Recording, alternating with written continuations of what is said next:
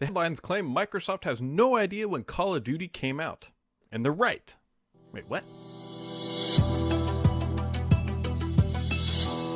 Who doesn't love kicking off 2023 with some wacky headlines? And by wacky, I mean if you're going to be spending roughly $70 billion dues on an acquisition to acquire Activision, you would think that Microsoft would know intimately all of their details about when games launched, how much money they made, and everything else. Well, the headlines kind of make it sound like Microsoft actually has no idea.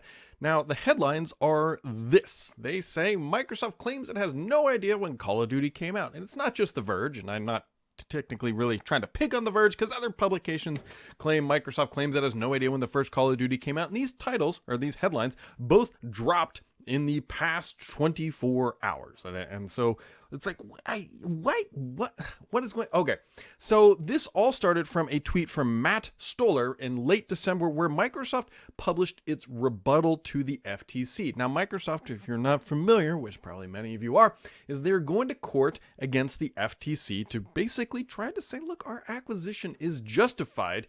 And so the tweet came out, and now people are really digging into it, and some of the hilarity, like these headlines, have now come out. Now, but what the heck does this mean? So in the statement that Microsoft has released or published and pushed to the FTC, it says Microsoft avers, I believe, or avers, I'm not a lawyer, that it lacks knowledge or information sufficient to form a belief as to the truth of the allegations concerning the industry's perception of Call of Duty and Call of Duty's original release date, or as to the truth of the allegations concerning Call of Duty's launch and typical release schedule and the resource and budget Activision allocates to Call of Duty. Now that sounds crazy because you, my friends, could just go and Google when did Call of Duty come out and it will tell you the exact date that it did.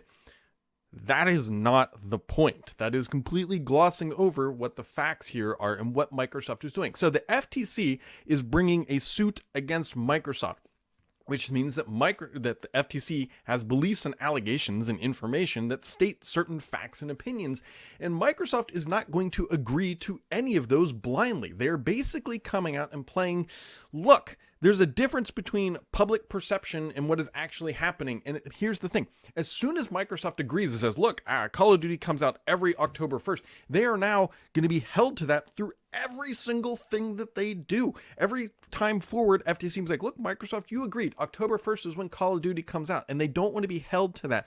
More importantly, they want the FTC to play their cards. They want the FTC to come out and prove the allegations that they have written down are in fact true. And they also want to see all the information that the FTC is using to make this justification. Because if Microsoft comes out and says, yes, we know it's exactly $300 million to build the next version of Call of Duty. Well, again, that is something they're going to be held to throughout the entire process. So, of course, Microsoft is not going to admit to anything. And just because something is Googleable does not mean it's actually accurate. There are other things too. And so Microsoft isn't dumb. Microsoft has all this information, but they are not going to legally align themselves to any facts that they don't have to agree to just because the FTC brought them. They want to be able to argue everything.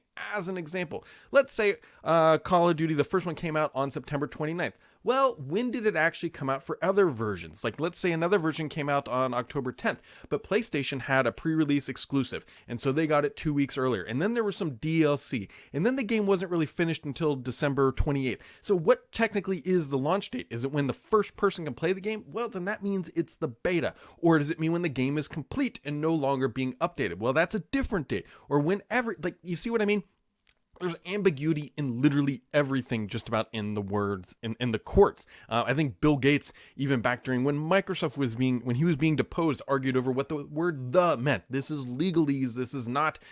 You got to just be careful when you come out and say this stuff in the world of the court documents. Just remember that what the public sees and what is in legal court documents are totally different things. And so, yeah, that's kind of clearing up the headlines. So the headlines technically are not inaccurate, but they just don't paint the whole perception. And the better of the journalism articles actually go on to explain some of this, but not all of it throughout. Also, speaking of court documents, Microsoft is headed to court actually today, according to Reuters, that the January 3rd of 2023, which is today, the time that I am recording this little video for the YouTubes, Microsoft is heading to a pre-trial hearing. Now, we're not expecting too much to be coming out of this. This is the pre-trial stuff. It's probably where they're laying some of the ground rules. The things that we might get out of this more definitively are some dates and deadlines that will then become eventually public information about when they have to file different things and head to court, and then we just effectively learn if Microsoft is going to be able to close its deal. So, there you go. Those are the headlines. If you want to stay updated on everything else, including the bad headlines, make sure to keep it subscribed here because the only BS on this channel is me.